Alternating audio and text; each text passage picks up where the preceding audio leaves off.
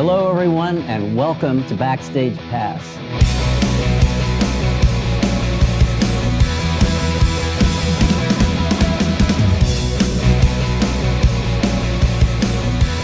Hello, everybody. Welcome to Backstage Pass with Jeff Senior. I'm Jeff Senior, and our show is about inspiration. It's about amazing people doing amazing things. It's about making your dreams come true. Today, we have an incredible person on the show, and I am honored. I've known him many years, and I want you to get to know him. He's a legend in aviation right now. He's still a kid in my estimation, but he's a young guy, but he's just incredible. And once you get to know him and meet him, you'll know why. And please welcome Mr. Kevin LaRosa, also known as K2.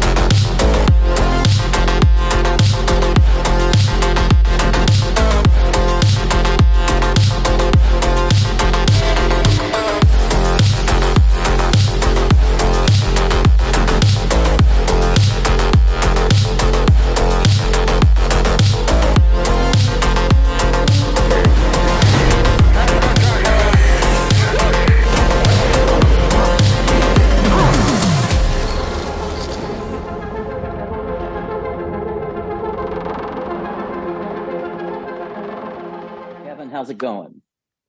Hey Jeff, it's going great. Thank you so much for having me on the show, and I just love what you do, and it's so interesting to hear you say those things about me, because that's exactly how I think of you. Wow. Sort of following in some of your footsteps from your career. So thank you for that intro. But that's that's how I feel about you. Well, it's an honor to have you. And you and I met many years ago, flying at Wolf Air and doing the vector vision flying. And I know, you started out as a young boy. Your dad is a kind of a legend in Hollywood as well. And, tell me how he's Kevin LaRosa, and I know your dad as well. And, how did you get inspired in aviation? How old were you? I mean, I get to ask this question all the time. I can't think of an age of when it started because I was born into it. There's pictures of me sitting on my dad's lap in his T6 and T28 as a baby. So I just grew up and aviation was normal. The smell of jet fuel on a daily basis was very normal. And it wasn't until later in life when I realized how special and unique it was, right? Sometimes when we're born into something, we don't really, I guess, say have the appreciation for it. And when I got older, I really started understanding the gravity of what I was allowed to be a part of. But my dad is the legend. I mean, he's worked on 400 plus feature films, jet helicopter, airplane pilot, such a humble human being. And he's my mentor. He's the one I look up to. I wanted to follow in his footsteps. And he was a great dad, still a great dad, still my mentor, still my hero. Very, hard on me, wanted good grades, wanted me to, play football, play sports, wanted me to do all the things I could to kind of build me into normal life. And then he didn't want to push me in aviation, Jeff. It's kind of cool. He wanted me to come into aviation at my pace. And of course, for me, I was foaming at the mouth to get into the business. I couldn't wait. I wanted to be at the airport. I wanted to fly every single day. And he wanted me to stay focused on a lot of important things in life before it was time. So to answer your question, I grew up in it. And I'm a third generation aviator, second generation aerial coordinator and motion picture pilot. I feel like I was put on this earth to do exactly what I do today. I'm very fortunate in that I've had a very one track vision of what I wanted to become. I Hmm. would envision it as a kid every day. I wanted to be the best, the safest movie pilot and precision pilot in the world. It's been my dream since I've been a kid. Um, and it never faltered. And I'll tell you this, my dad, in all of his wisdom, when I was 17, he gave me something very important. And I was going on film sets with him, Jeff. And at this time, at 17, I had my commercial, my helicopter and airplane private. I was working on my commercial. And I was going on these film sets and I died and gone to heaven. How cool is this? This kid that grew up in this Hmm. industry, and I'm going on these sets. And he said, Bud, you gotta quit this going on sets with me and helping me in ferrying aircraft. If you ever truly want to become what I do, a motion picture stunt pilot, an aviator in the movie business, you're gonna have to go get a real job in aviation, become an aviator, make mistakes, gain Good experience, advice. learn Yeah. lessons, and go do all these different jobs. And that's hard to hear as a 17-year-old kid who's kind of right where you hoped you'd be, right? And you Right. hear these motivational speakers talk about the path to success, and I don't feel like I'm at success yet. I'm always pursuing it, but it's never that straight line. And if I look back at my career, I was going straight and then I was rerouted. It's this zigzag path all over the place. I did all these cool jobs, all of them, and I loved every one of them. Jeff, I did traffic watch in Cessna 172s. I did radio stuff in Jet Ranger helicopters, and news flying in A Stars and charter and Learjets, and then of course getting to fly with you and Wolf Aviation.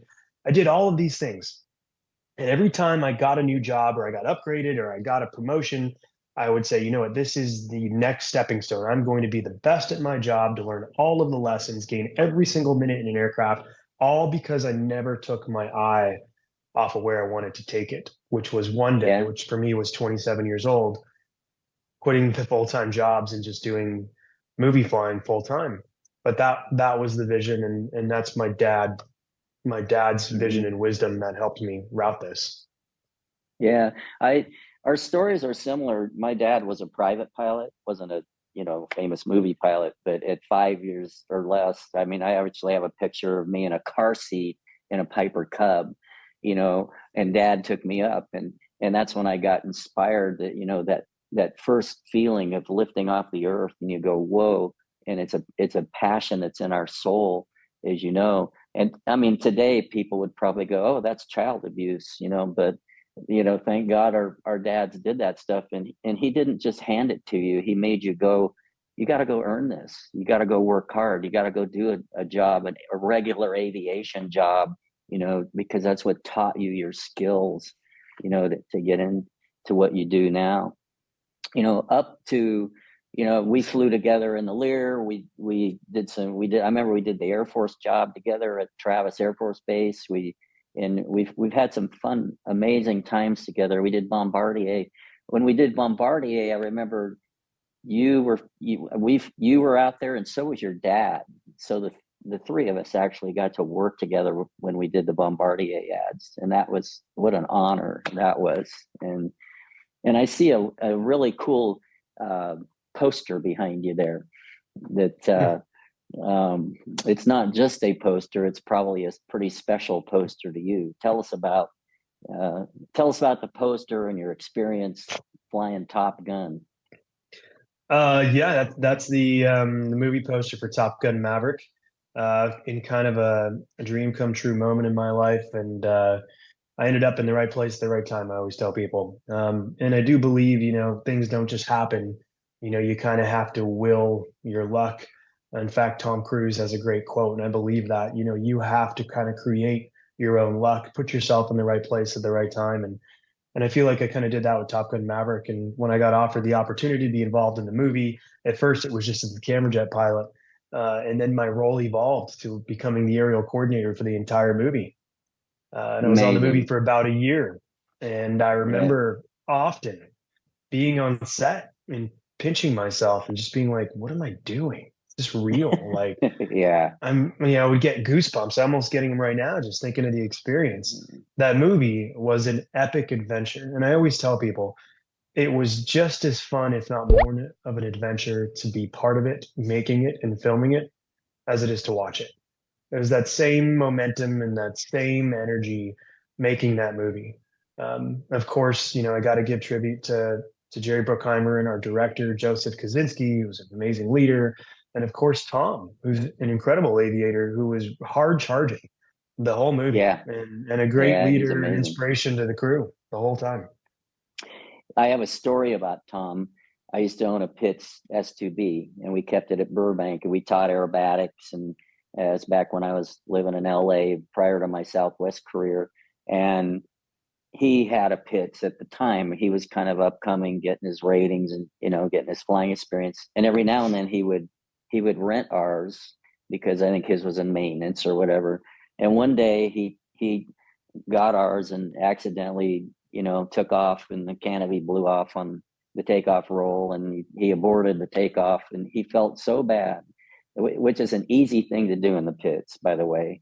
I'm sure you've flown a pits if you forget to latch it, which is easy to forget. And so he felt so bad. He not only replaced the canopy, but put a Bose intercom system in it. He was so generous and so nice. And the guy was just, and I always admired that in him. And it carries into what you said about the kind of person he is. But he's one of those kind of guys, I think, like us, you got to make your success. You got to, I was told I would never be a fighter pilot because I wore contact lenses.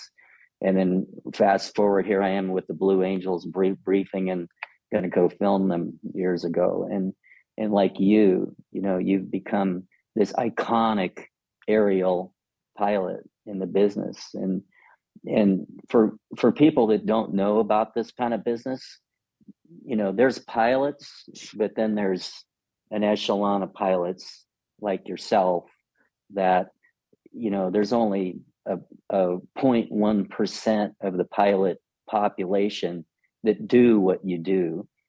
It's not something you can go train. It's almost on the job learning. I used to fly with Clay Lacy, so that's how I kind of learned it.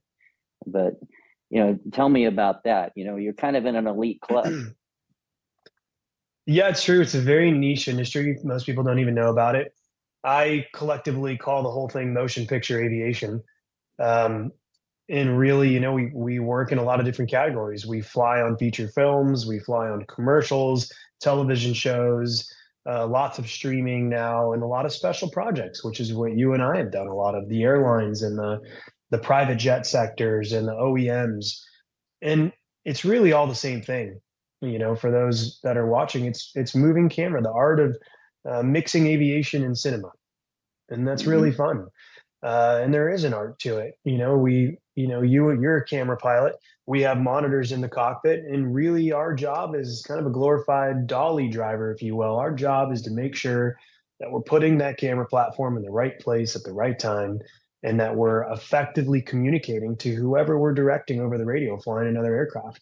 And you and I've gotten to share that experience. It is truly, really rewarding to see the footage that's created. And of course, we only do half the job, right? We have incredible camera operators and aerial director photographies that are sitting behind us. And there's a big Yeah. correlation. For those that have listened to the intercom within a camera ship, it's pretty cool. It's a well-organized circus of this very special language. And I find people get excited when they listen to it. It's like, wow, you guys, what are you even saying? Yeah. Like, how does that even work? So it's really fun. I would say there's probably 10 motion picture aerial coordinator camera pilots in the United States. There's really more like 30 or 40. I'd say 10 that kind of do the bulk of the work, three, four, five that really are doing most of it. I'm very fortunate. It's been my dream. I've wanted to do jet, helicopter, and airplane. I just wanted to be very diverse for my customers when they reach out. I'm an independent contractor. So in the case of Top Gun Maverick, it was Paramount calling me, hiring me, and then I put on the Paramount hat and become an employee and help them make the movie. Um, and I've been trying to grow my licensing around the world. I just got my commercial validation for flying in the UK and my commercial validation for flying in all the EASA European countries. So just trying to grow the reach, be able to fly more places and more aircraft. At the end of the day, motion picture aviation, and Jeff, it's very unique and it's very rewarding. There's nothing like it. I try to describe to people what it's like to pull up on the wing of a Dreamliner It's a 600,000-700,000 pound piece of equipment flying through the sky, and it's just this beautiful, yet in the wrong place it's dangerous. So that's our job, to keep it safe. We're like, and like you said, we're a 300-mile-an-hour dolly basically, and we create motion. We go in front, we go in back, so there's a lot of maneuvering. It's not even like normal formation flying like in the military. We're doing a lot of things that we have to be very careful. The briefings involved, people have no idea how long we brief just to do one flight. It's like a choreographed dance, and it's Yeah. and I'm sure, like me, your reward is you get to go see it on big screen when it's done, and it's got the music, it's got the editing, and you go, whoa, I was a part of that. It's pretty cool. Yep, it is that, and that is the fun part. And I'm sure for you too, one of the coolest things for me is when something doesn't look real, but it is real, right? And we Mm-hmm. have so many people that'll say, "Hey, this doesn't look real," and that's fun. I think for guys like you and I, when we create a move or some sort of lighting or something that has never been done before that nobody's seen, that's pretty fun.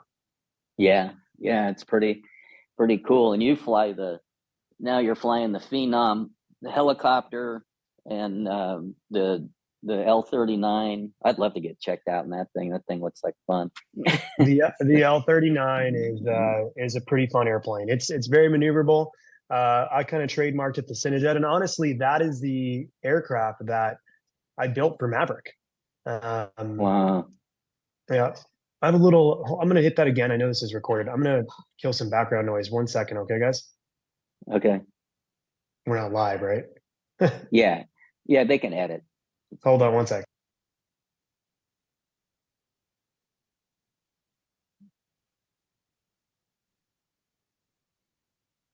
Sorry about that. No worries. Yeah, so you asked about the L39. The L39, the Learjet's the coolest camera ship I've ever flown, Jeff, and you know that. There's no airplane that has that kind of thrust in a private Yeah. civilian aircraft and the maneuverability. But the one thing we didn't have the ability to do was aerobatics. I needed something Yeah. that could fly in a little bit of an aerobatic envelope and be a little bit more sporty, especially with canyon flying and dogfighting. And the L39 was an idea that came to me because they're readily available in the US. They're super reliable. And we took this state-of-the-art gimbal and stuck it on the nose, and it became what we call the Cinejet. And that was the airplane that shot the bulk of Top Gun Maverick. So all the dogfighting, all the stuff that's down low in the canyon, that's all L39. And you would love it. Being a Lear driver, the visibility is amazing. You're so far forward of the wing. You're just in this bubble. You can see Yeah. everything. And the camera's so far forward of everything, the camera has an amazing field of view. Um, but a lot of Top Gun Maverick, maybe another 25-35% of it was shot on another camera jet that we're flying now called the Phenom 300, which is a modern day Embraer business jet. And that was a very useful tool every time we had to go out to the aircraft carrier, or for our longer missions, we'd carry more fuel. That aircraft's got 3.5 hours of endurance, but we could fly two shot overs at the same time, two different lenses, two different looks. So those were the Yeah. two jets we used on it. I got to fly that. I think you called me up, and I got to I think we did a United Airline commercial. You were busy doing something, so I felt honored to go out and fly the Phenom. And like you said, the Lear is definitely spoils you. It's such a instant power, and it's a fighter that you can put people on board with. I agree. But Yep. do people ever ask you how much CGI is used in like a movie like Top Gun? Yeah, I mean, well, Top Gun, the cool thing about that movie is it's mostly real. It's enhanced by CG, is kind of the terminology we use for the movie. Uh, Right. I call it Tom Cruise's rule number one, and it was his main rule. There always had to be an aircraft in frame. In a lot of Uh-huh. movies, we it's called plate shots. You know those very well. We'll explain those to the listeners. A plate shot is when Jeff and I would go out and we would shoot blank sky, and then they would add in an Iron Man or a missile or a plane. But Right. for pilots, you can tell on camera, right? The physics aren't right. It doesn't quite Mm-hmm. move correctly. Or Top Gun Maverick, there always had to be something there. So when we needed an F-14 or we needed an Su-57, we weren't allowed to shoot blank sky. We'd have to shoot another F-18 that would be reskinned so that the lighting was correct, the physics were correct. And Wow. same thing at the end of the movie, we used L39s to do the final fight sequence in Top Gun Maverick because we didn't have an F-14 or Yeah. Su-57. So that's where CG was imperative in that movie, and that's where it was a huge help. Obviously, we can't blow up F-18s, we couldn't fire missiles, but we can do all the flying for real, and that's what we set out to do. Yeah. It's like I worked on True Lies with James Cameron, and that was right at the kind of the turn of the technology because they were still shooting film and it was going to digital. And but they used CGI to obviously shoot the missiles into the bridge and all of that, but the actual plane was real. And that was one of the funnest shoots I ever got to do personally. It was just and plus James Cameron in the back yakking at you, and How so cool is that? yeah, it was pretty amazing. And pulling G's on the guys on the back, like you said, the team of the cameramen and the techs in the back, you're yanking and banking on them, boy. And sometimes they even get sick, and they just have to tough it up, and uh, and so that's a tough job in the back for sure. Yep. But oh, go ahead.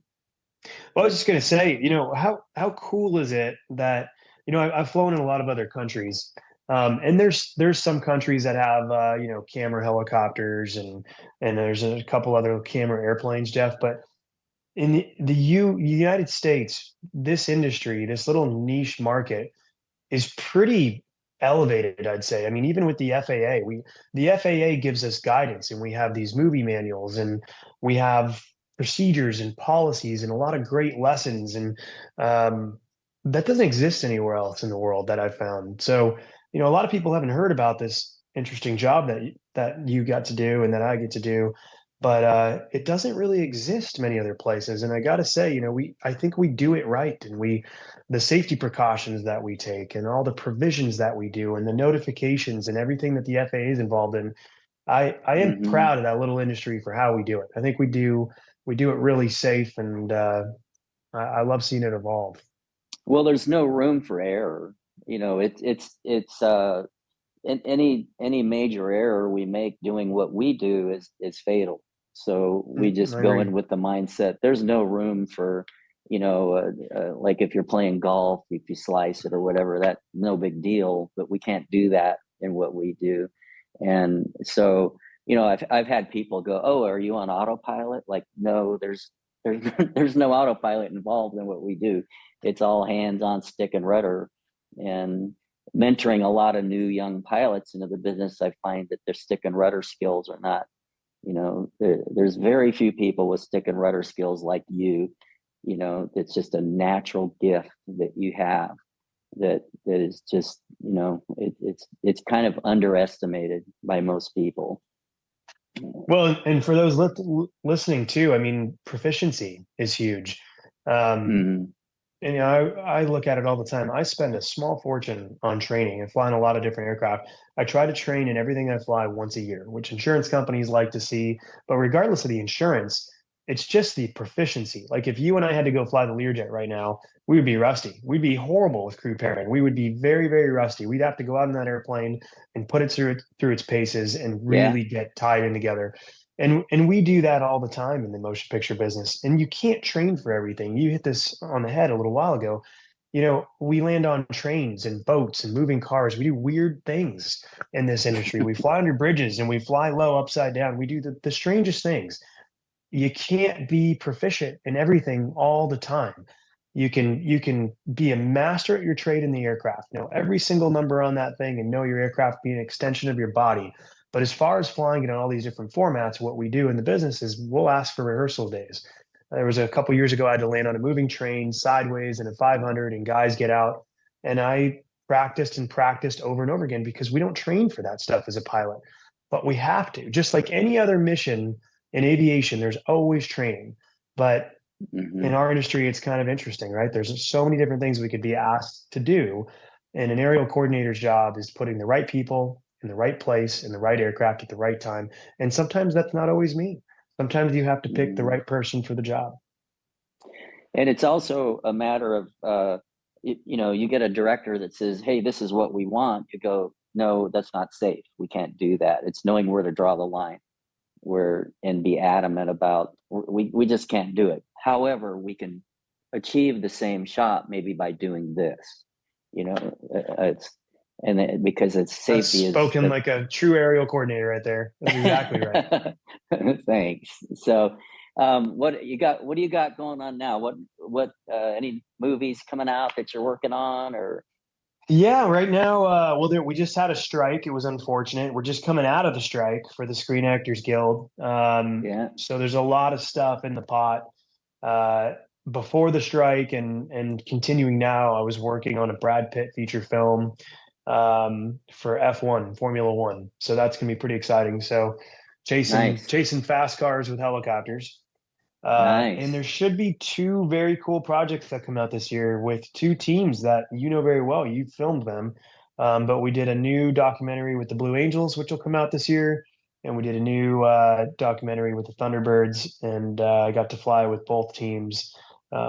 Just incredible individuals, both on personal level and skill, professional levels. So yeah, we'll look Yeah, for those this year. absolutely. Well, we're gonna keep. So how can people find you if they want to check you out even more? You look like a Sure. I male mean, model, man. You look like out of GQ magazine or something I as don't know well. about that. No way. I'm a behind the scenes guy. No, but I if I have an Instagram that I love throwing behind the scenes content up, that's K2 LaRosa. My website is also k2larosa.com. Started a new company this year called Xbrand, which is advanced aviation cinematography. So a collective group of individuals I've worked with for a long time are in this company, and we're just kind of driving and pushing our industry for the best, newest equipment that lets us kind of open the realms of creative filmmaking with aviation. So, obviously, the jets that we're using are in there. We have some new gimbals that are going to go on these aircraft. Jeff, this will interest you, but the new jet gimbal that we just purchased is going to be capable of 450 knots and 5 Gs. So that's pretty exciting. Wow, So I'm wow. trying to push hard on the fast moving camera technology, um, and obviously kind of perfecting our helicopter stuff. And you can go to www.xbrand.com and see some of the stuff we're doing on there as well. Okay. Yeah. Yeah. Well, I can't thank you enough. Any jobs you want to throw, you can't do. I'm part of the team. So Oh, well, you're uh, you're you're definitely the only jet film pilot I know that I would trust in any no, airplane. I mean, we're kind of there's not many of guys that do what we do, Jeff. no. It's So kind of like I said, it's an elite group of guys, and an honor to be a part of it. So I do have a um, question for you. Because we're in a very similar space, I wanted to know the most memorable camera moment, camera flying job moment in your career. Like, do you have one moment that you'll never forget that kind of shines through? um, uh, yeah, a number of them, but probably one of my big ones was, I think I told you I wanted to be a fighter pilot. I couldn't, and I wore contact lenses. And I remember the recruiter going, "Oh, you wear contact lenses. You're never going to be a fighter pilot." So I remember being devastated, but at the same time going, I'm gonna go out and figure out how to do this, somehow. So I was a civilian guy, came up the ranks. I paid for all my flying. I worked, you name the job, I did it. Sweeping floors, toilets, fast food, construction, whatever it took to buy enough time to go up for a couple hours and build some hours. And then I, eventually got a flight instructor, got hired at Clay Lacy, flew with Clay a number of hours and learned the trade with that, and From the he's an legend. icon from the legend. Yeah, exactly. Um and then and then when Vector Vision came out, I mean I ran parts for Bob Netman. I'd go to the anodizer. I'd go, I wanted to make this happen. And then our first big job was McDonnell Douglas, and they had just bought the F-18s. or the Navy had bought the F-18s, and so they wanted to go film the F-18s. And here I am at Lemoore, I think it was at Lemoore, and here come the Blue Angels, and I'm standing on the ramp, and I got teary-eyed because I remember thinking, I'll never be a fighter pilot, but here I am in the same room briefing with the Blue Angels, and then flying in formation with them over the Golden Gate Bridge with the smoke going. And it was like I couldn't, it was hard to hold tears back for the honor and the excitement. And so that was probably one of my best moments. And then getting back into the briefing room, and they're just these guys that, hey, how did the Lear do? And they were all like, thumbs up, man, that was awesome, let's go do some more. And so you just go, wow. So don't, I guess the gist of it is, like you don't ever let anything stop you from living your dreams. You make your destiny. You set your destination and where you want to go, and you figure out how to get there. It's like you said, Tom Cruise said.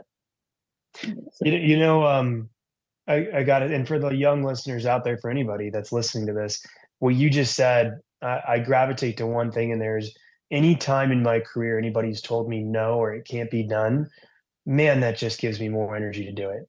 Yep. And only you can really decide what you can and cannot do. So, okay, great. The Air Force isn't going to let you be a fighter pilot. Well, guess what? You became a high performance elite jet pilot filming those aircraft. You did it your own way.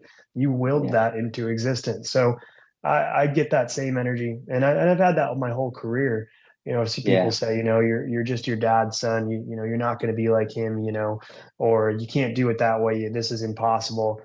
For any time anybody ever hears that, just let that be energy to make you push harder. Absolutely. I was told the same thing about playing guitar. I had small hands. The guitar teacher said you probably should think of another instrument. I remember telling my mom, I don't care what that guy says, I'm going to figure this out. And fast forward, this year we got signed by Universal Music. It's like dreams come true. You got to believe in yourself, and you choose your destiny.